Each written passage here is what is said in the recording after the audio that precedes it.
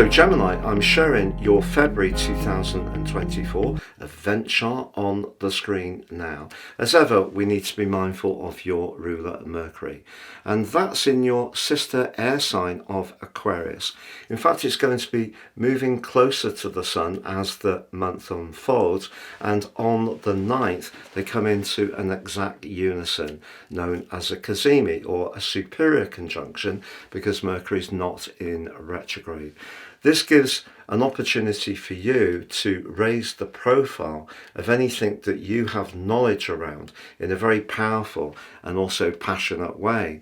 But right at the start of the month, Jupiter, the planet of opportunity, which has been tracking backwards in your sign, forges an amazing link to the sun for the first 3 days. So I feel that you can burst into this new month in very good form indeed, which is truly exciting.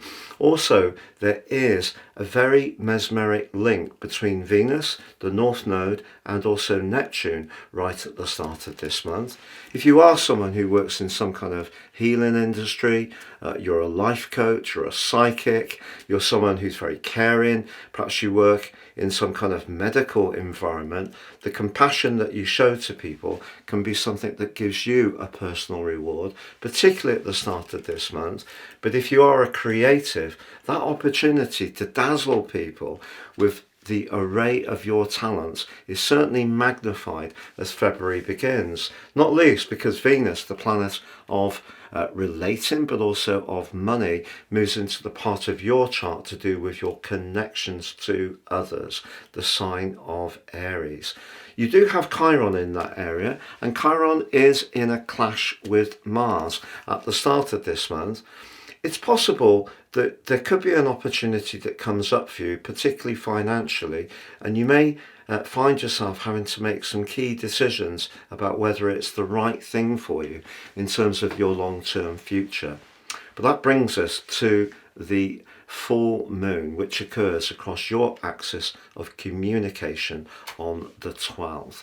But as it does, so Uranus, the planet of the unexpected, of electric energy, does intersect both positions. Something could come into the open over the following 2 weeks. It may be something that you decide to share, which is rather sensitive, perhaps even controversial, or maybe someone's going to hold you to account for something that you said in the past or perhaps done.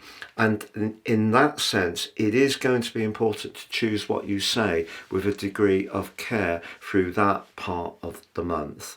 But on the 14th, your ruler Mercury moves into the sign of Pisces. Technically debilitated, but for you this is the 10th house. The 10th house is how we can connect to the wider world, but also perhaps raise our profile professionally. If you are looking for a job, you're going to find yourself more proactive.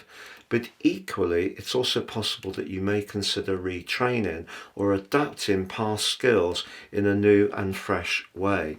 Now, the committee that's waiting to receive Mercury does include Saturn, and the two are going to come into a conjunction later in the month, but not before the Sun also rises to the top of your chart on the 18th. This is a great chance for you to take your talents and skills more seriously and to be more ambitious. But of course, everybody's ambitions are different. Some people's are more to do with the professional realm, others to do with their interest. Some people it may be to do with their grandchildren or their hobbies. It just depends what inspires you, but your desire to be much more thrusting and active is certainly increased. But then Mercury aligns to Saturn. If there is any complexities around your professional life, it's possible that someone could be scrutinizing your approach in quite a powerful way. So it's important from the 23rd to the 27th to just be conscious of that.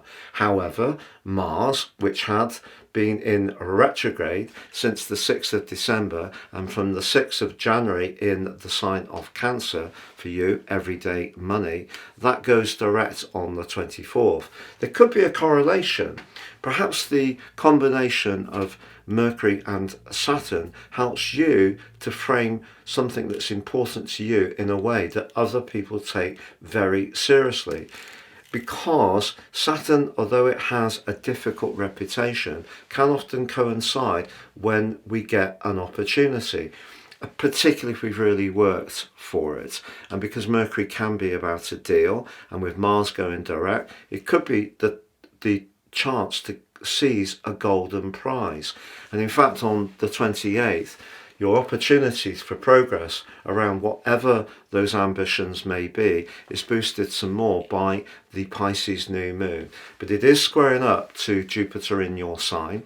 So it's important that if you are going for a new position or you're doing a presentation, that what you say you can do, you can deliver on. So overconfidence could be a little bit of a trap that you could fall into as the month draws to a close.